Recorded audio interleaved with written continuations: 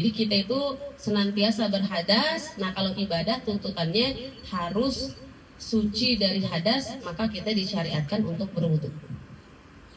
Tapi wudu yang udah kita kerjain ini bisa kembali menyebabkan kita berhadas kalau ada 14 diantaranya yang ada di dalam kitab tentang hal-hal yang membatalkan wudu. Al-awwalu, yang pertama, al-khariju min ahadis sabilaini, keluarnya sesuatu dari dua jalan. Kemaluan kita min kubul, dari kemaluan depan, au dubur, atau dari kemaluan belakang. Apa yang keluar? Macam-macam nanti. Ada rihun, ada keluarnya cuma sekedar angin, yang kita sebut dengan fusaun, kentut. Atau yang keluar cairan. Dari 3 kemaluan kita aja ada 3 tuh yang keluar.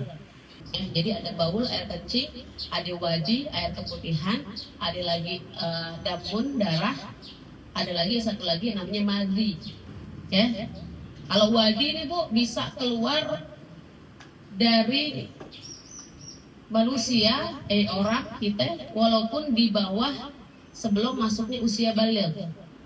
Itu namanya wadi. Jadi kalau kita punya anak perempuan baru umur 7 tahun, tahu celana dalamnya ada keputihannya, itu nggak usah bingung. Emang kalau keputihan itu bisa keluar sebelum anak masuk usia baligh. Gitu. Kenapa? Sebab kita apalagi perempuan memang ada modal rahim di dalam perut kita. Jadi cairan itu biasa. Nah beda dengan darah haid. Kalau darah haid itu nggak bisa keluar di bawah usia 9 tahun. Karena patokan darah haid keluar itu yaitu sekurang-kurangnya adalah tis'aisinin 9 tahun. Itu hitungannya komariah, tanggal lahir komariahnya, tanggal lahir Islam. Jadi kalau ada anak keluar darah umur 8 tahun, udah pasti dia kenapa-napa, sakit kah atau kenapa gitu. Tapi kalau keputihan tadi enggak, karena memang disebutkan di dalam kitab dia udah keluar sebelum anak memasuki usia baligh. Tapi kalau darah itu masuk baru keluar kalau anak udah masuk usia 9 tahun. Madhi. Kalau madhi itu cairan lubrikasi. Apa itu? Cairan yang keluar kalau seseorang mengalami rangsangan. Apa nonton yang merangsang syahwatnya, apa lihat gambar, atau lagi bercumbu sama pasangan, itu namanya yang keluar mazi. Nah, jadi kalau keluar wadi, keluar baul, keluar mazi, keluar darah, itu cara membersihkannya ya cukup diapain, dicebokin sampai bersih. Kenapa? Sebab 4 ini najis. Yang 4-4-nya najis. Makanya kita kalau mau sholat bukan hanya sekedar masalahnya dipengen kencingnya apa enggak. Saya nggak kepengen kencing, terus langsung wudu. Yakin nggak tuh di kemaluannya nggak ada cairan wadi? Coba. Kita dari pagi beraktivitas, dari jam 8 aktivitas. Memang minumnya sedikit. Datang waktu zuhur. Terus kita bilang langsung sholat nggak pengen kencing, ntar aja kencingnya habis sholat karena nggak ngerasa kebelet. Nah yang jadi masalah kencing sebagai pelengkap kesempurnaan ibadah itu tujuannya bukan hanya sekedar kita pengen kencing apa enggak. Yang kita lagi jaga-jaga di kemaluan kita ada yang nempel wadi keputihan tadi enggak. Andai kata kita nggak basuh tuh, maka sholat kita udah pasti nggak sah. Kenapa? Sebab di antara syarat sahnya sholat bersih badan, pakaian, dan tempat. Dari apa? Dari najis. Sekarang cairan yang wadi tadi, walaupun nggak sampai di celana dalam kita, apalagi kalau sampai ke celana dalam kita, berarti udah 2 yang kotor. Badan kita, pakaian kita. Andai kata nggak keluar dari bagian permukaan, tapi kalau kita masukin jari yang batasan kita cebok di situ ada keputihan, itu kan tetap kita sholat bawa-bawa najis, maka sholat kita nggak sah. Makanya kalau ulama Syafi'iyah, mobil khusus kita orang perempuan itu setiap kita mau berangkat sholat, sebelum kita mengerjakan wudhu, kita disuruh istinja. Istinja kan artinya cebok. Istinja itu bahasa Arab asal dari kata najah. Najah itu artinya menyelamatkan. Kenapa kok cebok diartiin dengan penyelamatan? Sebab kalau orang nggak cebok-cebok ya nggak selamat ya dari penyakit. Sebab yang dikeluarin dari dua kemaluan adalah penyakit kotoran. Maka dalam bahasa Arab istinja menyelamatkan. Orang kalau cebok tuh rajin cebok, berarti dia lagi nyelamatin dirinya dari penyakit. Kalau kita kan nggak punya istilah yang bagus. Coba selain kata cebok apa? Enggak. Paling membasuh. Tapi kalau membasuh ke semua tempat. Tapi kalau cebok urusannya bagian bawah. Jadi kita kalau mau beribadah, apalagi kalau yang kesehariannya aktivitasnya di luar, ya udah. Kalau nggak kita lapisin celana dalaman kita dengan pembalut, panty liner, atau yang nggak suka pakai begituan karena bikin keputihan misalnya jadi banyak, berarti dia harus senantiasa membawa celana salinnya. Karena kalau dia sholat dengan celana yang sudah wajib keputihan tadi, maka udah pasti sholatnya nggak sah. Sebab tadi semua yang keluar dari kemaluan kita itu masuk dalam kategori najis. Dan najis itu adalah sesuatu yang menghalangi sahnya ibadah. Kalau kita yakin celana, kita nggak bawa salinan, celana terus kita sholat, maka kalau pengen sholat kita sah, ya buka, jangan pakai celana. Buka, iya. Kan nanti kita auratnya tertutup dengan kain sholat kita. Nah, cuman nanti Nabi bilang dalam hadis, siapa orang yang sholat dengan menutup aurat besarnya, sholat pakai celana, aurat besar kita kan bawah tuh, maka ketika kita sholat, hamparan bumi yang kita injak senantiasa memintakan ampun untuk kita. Jadi kita didoain tuh, sebab kita diri di atasnya dengan menjaga kehormatan kita. Tapi andai kata kita nggak bawa salinan, kalau di rumah sih kita tinggal salin. Tapi kalau di mana-mana, najis nih, kalau dipakai sholat kita nggak sah, udah kita buka, kita sholat. Tetap sah sholat kita karena aurat kita tetap tertutup. Cuma bedanya tadi hamparan bumi yang kita injakkan kaki di situ dalam rangka mengerjakan sholat, nggak mintain ampun buat kita. Kenapa? Sebab kita ngangkangin auratnya kebuka. Tuh. Jadi bedanya sih dong. Yang kita lagi pelihara kan masalah keabsahan sholat kita. Jangan sampai kita ngerasa udah sholat, tahu-taunya karena sholat kita nggak didasari dengan ilmu, akhirnya apa yang kita kerjain sia-sia. Jadi ada 4 yang keluar dari kemaluan depan kita. Bahkan kemaluan depan kita, mobil khusus perempuan itu suka kentut juga, Bu. Kentut juga kemaluan depan. Jadi kalau kemaluan depan kita kayak kerasa ngeluarin angin, itu juga membatalkan wudhu. Jadi kentut tuh bukan cuma dari lubang belakang, tapi bisa keluar dari lubang depan. Jadi kalau keluar sesuatu dari 2 lubang, baik lubang belakang maupun lubang depan, maka wajib kita basuh, istinja yang bersih. Kalau ada nempel keputihan dan yang lainnya, wajib kita basuh dengan bersih, baru kita kemudian berwudu. Itu yang pertama, yang membatalkan wudu. Ilal mani, kecuali air mani. Kalau air mani, Bu, memang hukumnya suci. Mani itu suci. Cuman dia tetap aja kita bilangnya sesuatu yang menjijikkan karena keluarnya dari kemaluan. Tapi untuk masalah hukum, mani itu suci.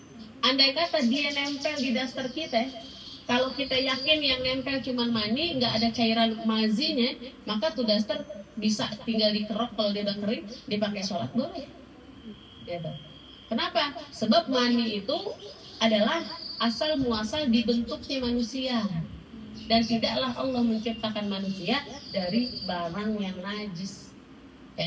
Makanya mani nggak wajibin orang wudu, tapi dia dapat konsekuensi yang lebih berat, wajib mandi. Kalau ada orang mengeluarkan cairan yang namanya mani, ini dia wajib mandi. Kayak yang lainnya keluar ada rasaannya.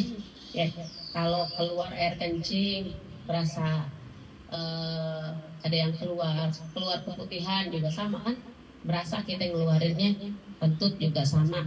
Air mani juga sama. Bahkan ada penyebab keluarnya. Kalau air wadi kadang nggak ada penyebabnya, keluarnya itu putihan. Cuman kalau dalam kitab dikatakan biasanya kalau kita lagi akibal bauli, biasanya air putihan itu keluarnya akibal bauli setelah kita habis kencing.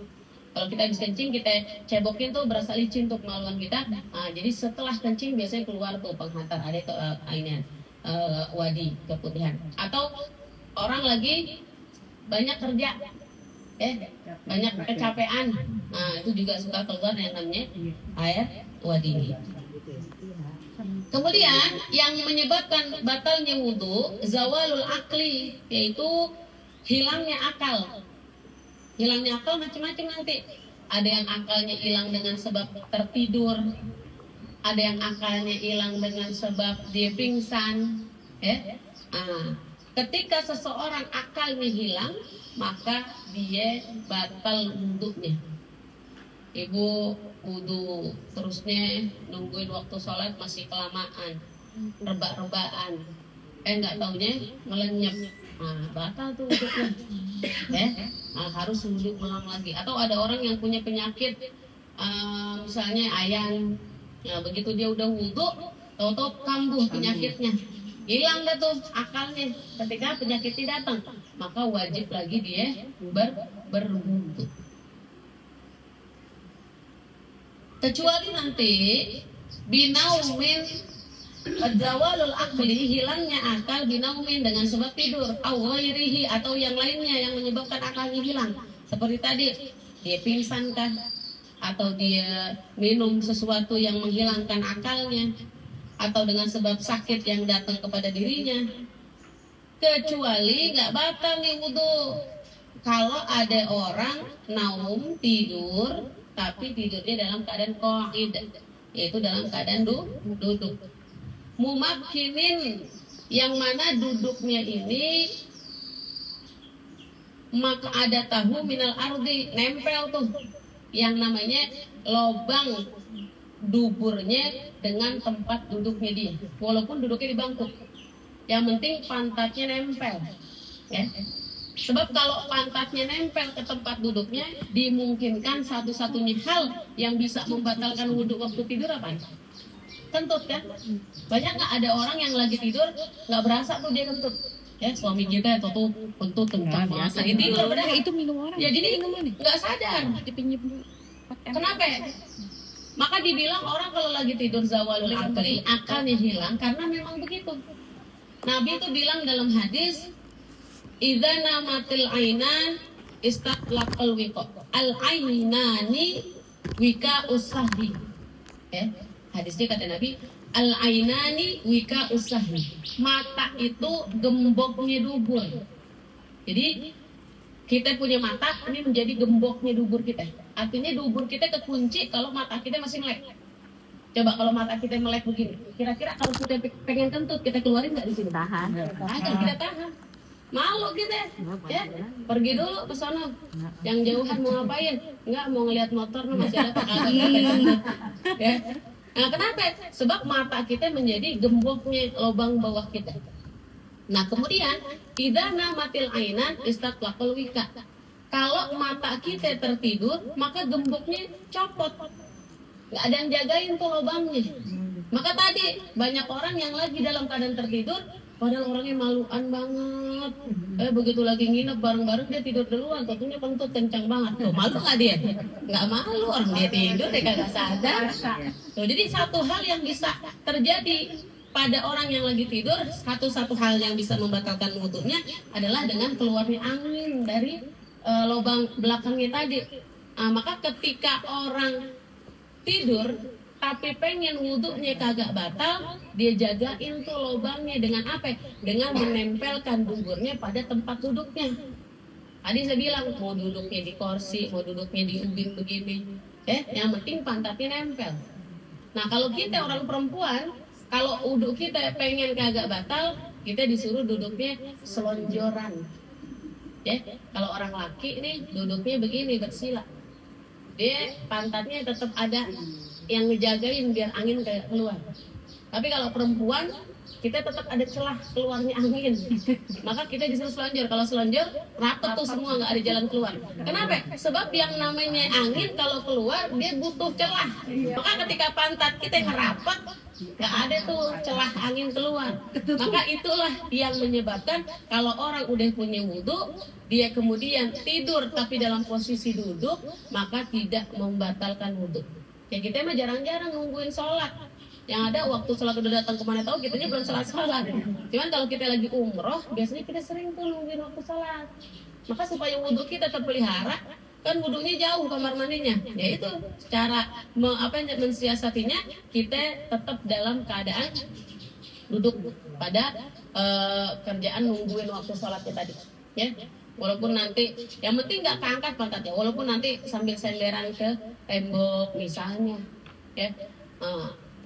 Kalau dan posisinya masih sama, ketika tidur sampai bangun masih sama duduk, kecuali tadi pas mulai tidurnya duduk, lama-lama rebah jatuh.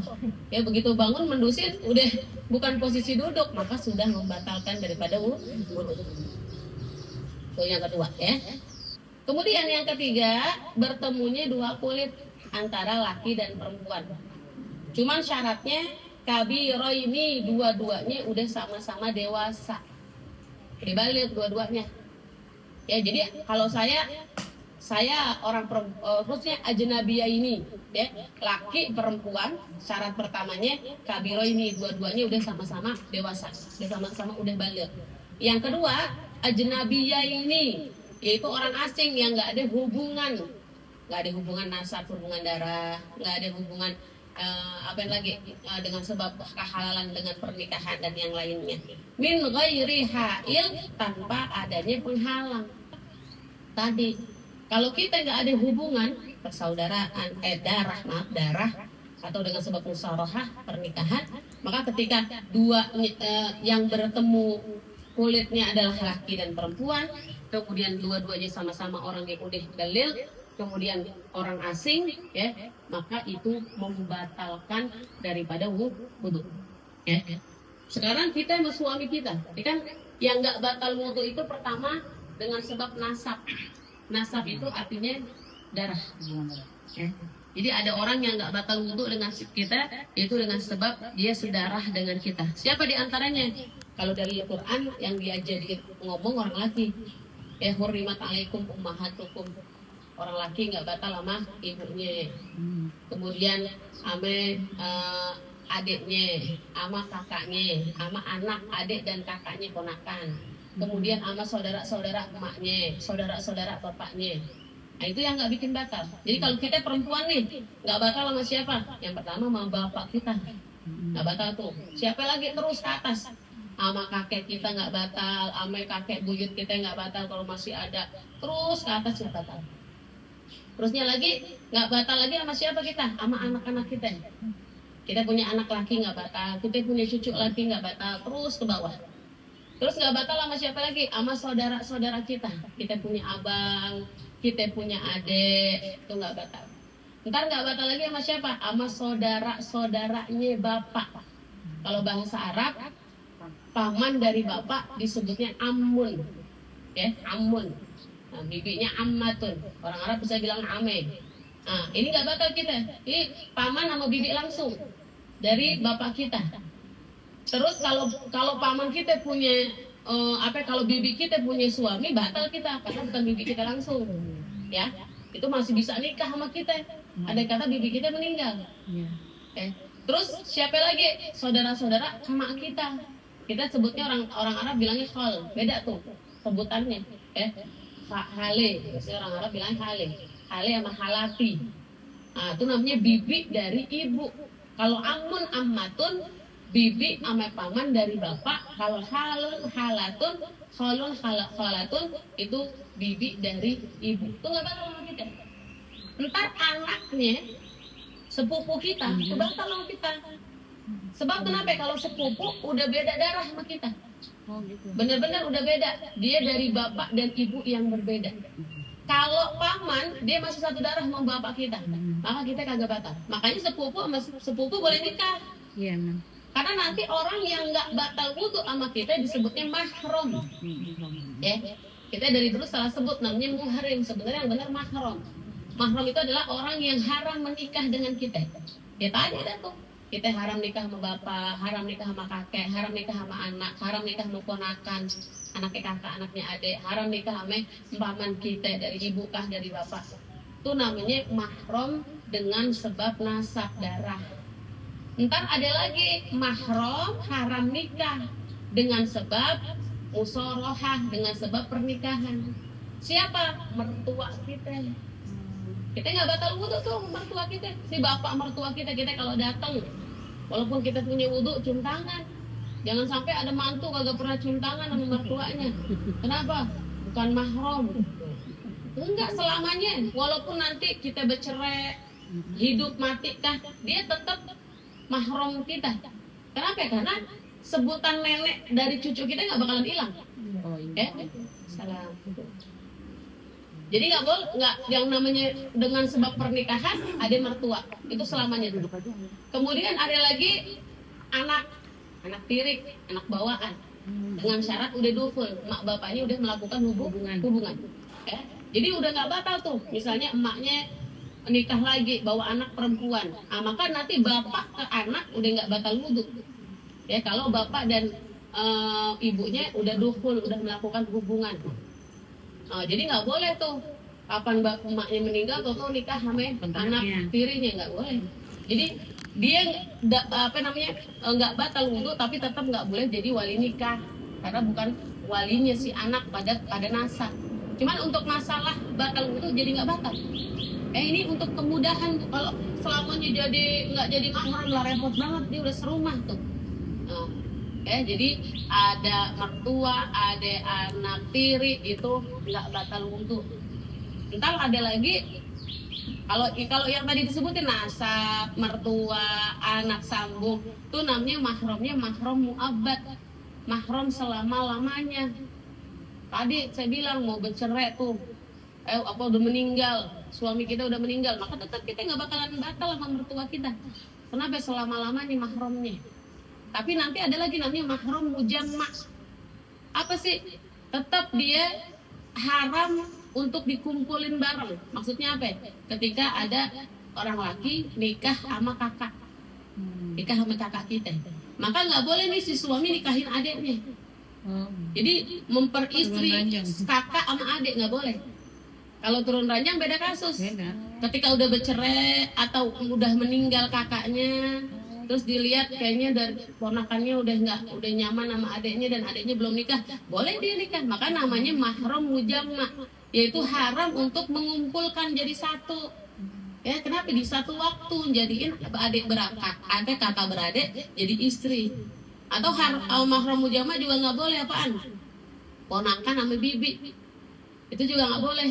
Tapi kalau salah satunya udah dicerai, cerai mati atau cerai hidup, baru boleh. Ya. Karena kenapa? Ya kalau dijadiin satu, ntar bikin perpecahan pada keluarga. Jangankan yang keluarga, yang beda keluarga aja kalau lakinya kawin lagi ribut, ya sampai berantem tuh kampung sampai kampung. Apalagi ini kakak beradik, ntar jadi pecah, bapaknya belain adiknya, emaknya belain. Nah jadi satu darah akhirnya jadi perang. Itu nggak boleh. Satu bini kedua ada kakak itu nggak boleh. Nggak boleh. Kalau masih hidup, ya kalau salah satunya udah dicerai atau mati, baru boleh. Makanya namanya mahramnya mujam. Nauzubillah. Kurang ajar. Nauzubillah nggak ada. Nih orangnya nih. Itu namanya jadi bersentuhan kulit tuh bakal laki perempuan yang dua-duanya udah sama-sama baligh, kemudian orang yang lain bukan saudara senasab kita, bukan orang yang mahram dengan sebab pernikahan. Nah kalau kita sama suami batal, ya kenapa kita batal sama suami? Sebab suami bukan mahram kita selamanya. Kalau dia mahram berarti dia kagak boleh nikah sama kita. Tapi kita justru dengan akdun nikah dihalalkan segalanya, apa-apa yang tadinya diharamkan. Kita halal ngelihat auratnya, begitupun sebaliknya dia halal menjima, menyetubuhi kita, tuh halal ngapain aja. Tapi untuk masalah wudhu kita tetap batal. Ya.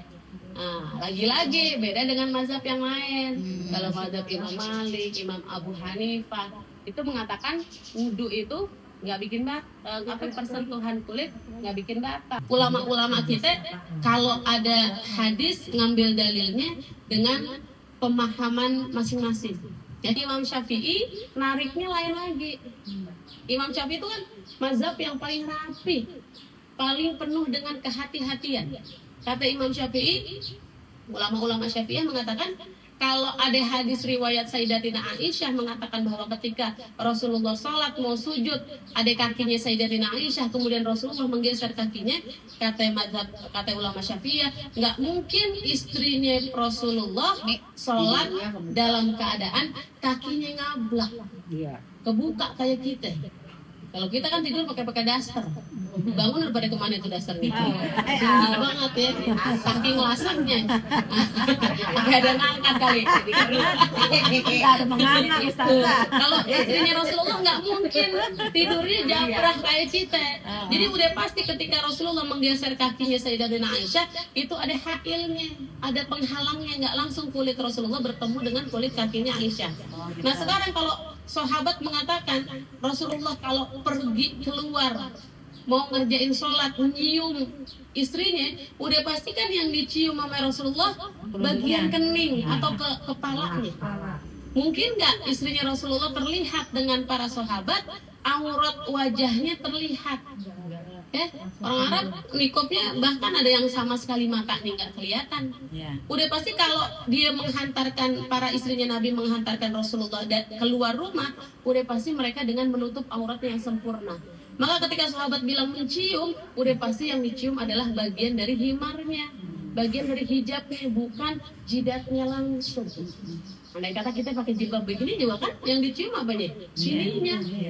Masa cium depan orang walaupun isi sendiri bibirnya kan nggak kan begitu. Jadi makanya tadi ikhtilaful ummati rahmah, perbedaan antara umatku itu justru mendatangkan rahmat. Kenapa? Karena nanti ketika kita lagi nggak bisa pegang pendapatnya Imam Syafi'i, kita masih bisa pakai pendapat imam yang lain. Ya, kayak orang yang lagi tawaf misalnya. Tawaf kan sulit banget kalau kita nggak bisa menjaga diri kita. Ya andai kata kita udah ngumpetin tangan kita di balik mukena kita, orang timur, orang barat, orang mana-mana tinggi-tinggi, kita orang Asia pendek-pendek, yang ada pipi kita tersentuh inian orang, saking desek-desekannya. Kalau kita masih pakai mazhab Imam Syafi'i, akhirnya dikit-dikit kita batal, dikit-dikit kita batal. Oh ada kok pendapat mazhab imam yang lain yang bilang persentuhan kulit itu nggak batal, yang penting nggak sampai merangsang kita punya syahwat. Yang penting persentuhannya bukan karena kesengajaan kita. Akhirnya jadi rahmah nggak tuh? Jadi rahmat. Kenapa? Jadi memudahkan ketika kita ibadah. Jadi ini yang dibilang sama Nabi. Jadi ikhtilaf di sini maknanya muasa, perluasan pendapat. Sehingga ketika kita mentok di pendapat yang ini, cari jalan keluar dari pendapat mazhab yang lainnya. Yang penting ada dalil ulamanya. Sebab apa? Sebab kita orang awam. Orang awam tuh artinya orang yang nggak punya ilmu. Kalau kita nggak ngikut siapa-siapa, kita gimana mau beramal? Ya. Karena sebagian sahabat dan sebagian teman-teman saudara-saudara kita ada yang bilang kita nggak perlu bermazhab. Kita nggak perlu bermazhab bagaimana? Emang kita udah baca semua kitab wudunya Nabi. Emang kita udah baca semua kitab tata cara mandinya Nabi. Nah justru kita bermazhab sebab ulama mazahib kita mereka udah baca semuanya dan dia nyimpulin. Jadi kita orang awam tinggal ngamalin kayak ini kitab nih. Ini kan udah hasil dari kesimpulan apa yang ulama kita baca. Maka nggak bisa kalau kita nggak bermazhab. Kenapa ya? Sebab imam mazhab kita juga ngerujuknya ame hadis Nabi. Gak bakal kagak. Cuman dipermudah sama mereka dengan mereka meramukan. Dengan yang sesimpel-simpelnya. Sebab kita tadi, jangankan kitab yang tebel, kitab yang tipis saja sudah dibacain. Kayak sekarang, sampai ditanya, sampai halaman berapa juga lupa. Ya kan? Jadi penting. Belajar penting, bermazhab juga penting. Jadi tahu, nggak pindah-pindahan. Karena nggak boleh kalau kita udah pakai wudhunya Imam Syafi'i, terus pakai batalnya Imam Malik. Imam Malik kan nanti wudhunya semua pala dibasahin. Kalau Imam Syafi'i 1, 2, 3 lembar rambut kena sah. Jadi di situ tuh letaknya. Nah, maka kita nggak boleh pindah-pindah mazhab kalau bukan pada hal-hal yang mendesak. Ya, karena berpindah-pindahan nggak boleh sesuai dengan yang kita pelajari, karena nanti ada mayoritas kalau Indonesia mayoritas mazhabnya Imam Syafi'i. Tuh, jadi persentuhan kulit bagi orang laki perempuan yang dua-duanya udah sama-sama balik, kemudian bukan orang asing, nggak ada hubungan darah, nggak ada hubungan pernikahan, min ghairi hail, dengan tanpa yang namanya penghalang. Jadi kalau misalnya suami kita udah wudhu, dia mau berangkat ke masjid atau dia mau berangkat ke kantor, terus kita pengen cium tangan, ya lapisin tangannya, itu nggak bikin batal. Apa dia lapisin pakai sorbannya, apa dia lapisin pakai kita deh lapisin pakai jilbab kita misalnya, itu nggak bikin batal. Nah kalau dari anggota kita yang nggak bikin batal wudhu ketika disentuh ada rambut. Ya, jadi kalau suami kita udah punya wudhu terus dia megang kepala kita begini nggak batal tuh. Ya. Kemudian apa lagi? Ya, bagian-bagian yang nggak disebut kulit, rambut bukan kulit, kuku bukan kulit, apalagi gigi. Ya, gigi juga nggak bikin batal kalau tersentuh. Ini gimana Ustazah? Cara nyentuhnya bagaimana? Aduh, gitu. Sentil giginya.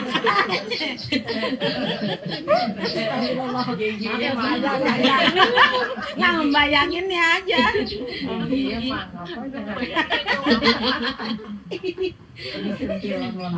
Sekali masih mau nyolek juga deh giginya. Nah, kemudian yang keempat,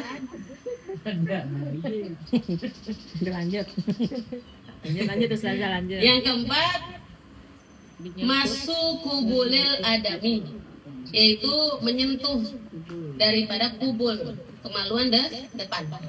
Ya, kalau kemaluan di depan kita nih yang bikin batal kalau kesentuh, yang pertama bagian yang rapat nih. Belum. Kalau bagian yang ditumbuhin rambut, kesentuh sama telapak tangan kita itu nggak bikin batal. Tapi kalau kesentuh bagian yang bibir vaginanya itu batal. Apalagi lebih ke dalam daripada itu bikin batal. Ya. Mau kemaluan kita sendiri atau kemaluan orang lain itu batal. Apa contohnya, kita udah wudhu, terus anak kita kencing, anak kita buang air besar, kita cebokin, karena ada tuh kena kemaluan depannya atau kena lubang duburnya. Kalau lubang dubur bagian yang berkerut, itu yang bikin batal. Artinya pantat kanan kiri nggak bikin batal. Kalau gatal digaruk udah wudhu nggak batal. Tapi kalau bagian dalamnya itu yang bagian berkerut, tempat keluarnya kotoran, itu bikin batal. Ya, jadi yang mana yang bikin batal? Ini butunil asobi, itu bagian dalam daripada pergelangan tangan kita. Bagian luar berarti nggak batal. Kan repot kalau kita nyebokinnya begini. Nggak bakal. Emang kalau yang namanya ibadah karena pahalanya gede, biasanya kita dibikin males kerjainnya. Ya padahal makan tinggal wudhu lagi. Kita kalau dia pengen kencing loh, pakai mau kencing lagi, mau wudhu. Padahal makan tinggal wudhu lagi. Sama kayak halnya kita udah wudhu, udah minggir-minggir jalan senggol juga sama laki kita. Kan kita pakai marah, udah wudhu pakai nyenggol lagi. Padahal makan tinggal wudhu lagi. Kenapa? Sebab ada pahalanya. Segala sesuatu itu kalau ada pahalanya, orang biasanya malas ngerjainnya, berat ngerjainnya. Padahal jadi double. Tuh, kalau ibu mau berarti 5 kali batal, 5 kali butuh. Pahala jadi selesai. Iya.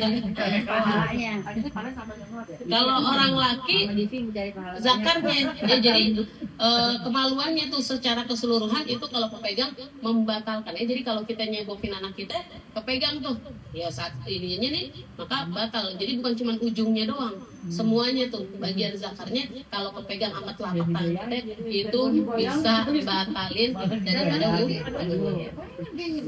Nah, jadi mana yang bikin batal? Butuh langsung bagian dalam atau ininya nih, bagian jari-jari bagian dalam.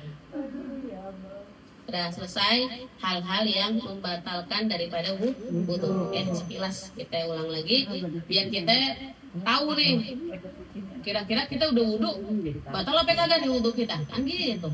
Jadi ada orang kayak tadi nungguin waktu sholat rebah-rebahan, akhirnya ngelenyap. Begitu ngelenyap, pas kedengaran dari musola komat, tuh udah langsung diri lagi komat. nggak wudhu lagi. Ini kan dia udah nggak punya wudhu, maka sholatnya bisa jadi batal. Atau tadi dengan sebab persentuhan. Kalau di lingkungan kita juga mungkin ada yang menganggap suami istri kagak batal. Ada kesehariannya, nggak jadi masalah. Berarti dia pakai pendapat yang lain, nggak usah pakai main salah-salahan. Karena pasti yang diamalin udah pasti dia ada rujukannya. Cuman kalau dalam mazhab Imam Syafi'i yang udah dijelasin tadi, kita suami istri batal daripada wudhu. Nah, selesai. Sekarang hadas ini ada 3. Ada hadas asghar, hadas kecil, ada hadas ausat, hadas pertengahan, ada hadas akbar, hadas yang besar.